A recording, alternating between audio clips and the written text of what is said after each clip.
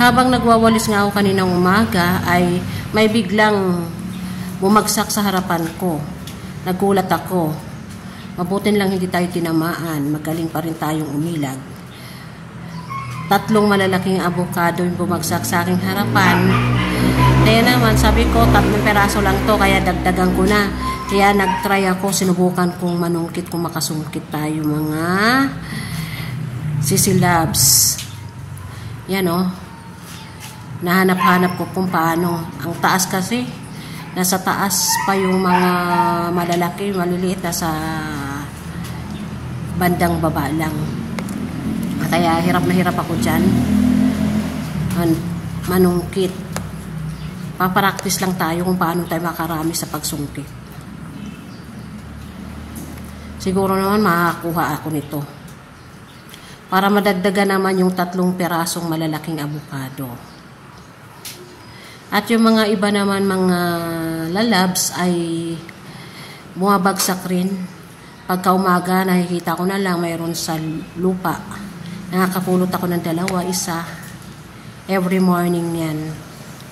Masarap na avocado po ito, malagkit. Kahit maliliit pa siya, pwede nyo pong pahinugin. Masarap talaga siya. At yung buto nga po, ang ginagawa ko sa buto ay nilalagay ko po sa langis or sa alcohol para pang pahit-pahit sa mga nananakit nating mga kalamnan dyan, mga paa, mga kamay, pahit-pahit natin siya. At siyempre, ang paborito ko ay nilalagay ko sa aking buhok. Yan. Hindi kasi ako makontento kapag walang oil yung aking buhok. Diba? Yan o. Nakakuha naman ako pero maliit lang. Yan. So, pwede na po yung pahinugin. Kasi ano na talaga siya.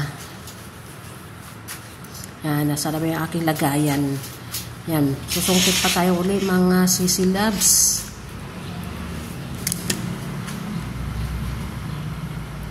Nahanap ko pa kung saan ba dito yung malaki talaga.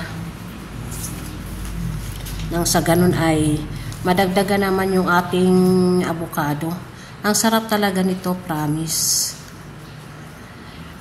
Noong last year po, hindi po siya nagbunga. Pero ngayong taon na to, sobrang dami po talaga. So, pasensya na po kayo sa mga malalayong gustong mabigyan ko ng avocado. Hindi ko po kayo mabibigyan kasi nga po, ang layo nyo. Yan, sa Cavite naman po, ilan lang po yung madadala ko kasi nga po, sobrang bigat po ito. Yan, mabigat po. Ayoko na po kasi magbiyahe ng mabibigat po yung aking dala. Napapagod din po ako. Yung ating sasakyan, wala naman dito.